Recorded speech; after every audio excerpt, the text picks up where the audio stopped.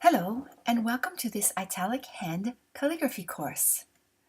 This is a traditional calligraphy course as opposed to a modern or contemporary calligraphy course. We are going to use parallel pens during this course, not dip pens. That's just for clarification. My name is Mary Jane Roussel, and if you haven't already guessed from my accent, I'm Canadian, but I'm also French. I've been living in the south of France for more than 20 years now. I'm the chief cook and bottle washer at a non-profit organization called Plaines and Déliés. And just so that you know, Plaines and Déliés is a French term that refers to the thick and thin or hairline parts of a calligraphic letter. But because that is hard for non-francophones to retain and to pronounce, we are slowly changing our name to Creatuto, Creative Tutorial. Our organization does a lot of work in schools. Kids these days know everything that there is to know about electronic devices, but they often have never even seen pen and ink, let alone use it. So when I'm in a classroom, I'm very often asked how long I've been doing calligraphy and why I like calligraphy. So to the first question, I answer that as a child, I went to church every Sunday. Some kids paid attention to what the preacher was saying. Others stared at the stained glass waiting for the minutes to tick by.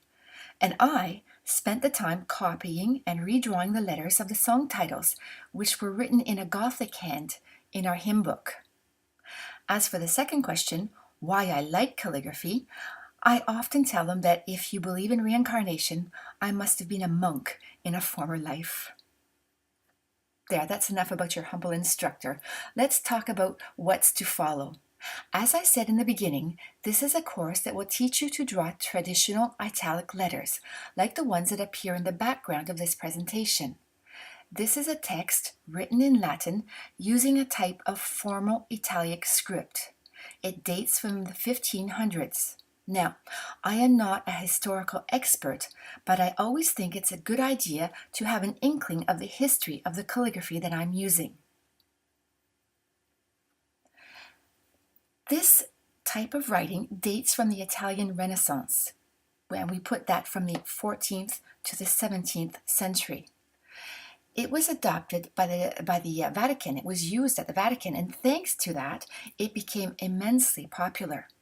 And although it's impossible to say that it was invented or developed by just one person, it is usually to Niccolo Nicolai, and excuse my Italian accent, that credit is given for italics.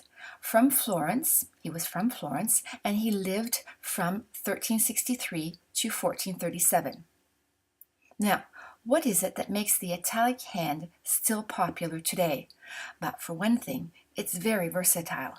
It can be used for formal texts, like wedding invitations or diplomas, and it can also be used in home decoration. Italic writing is aesthetically pleasing, and it's easy to read too, which can't always be said for other types of calligraphy. With italics, we can be incredibly liberal or free with our letter forms, using flourishes and ornamentation to embellish our work. Simply put, it's less strict than the Gothic hand, for example. Since a picture is worth 1,000 words, I'm going to show you a few photos to show you how italics can be used in a multitude of projects. Here, for example, is a poem written with a dip pen in italics. The writing is sober and simple, yet elegant. This photo is, in fact, the second project that is proposed in this course. Certificates, signs, and posters all can be done in calligraphy in italics because it's very legible.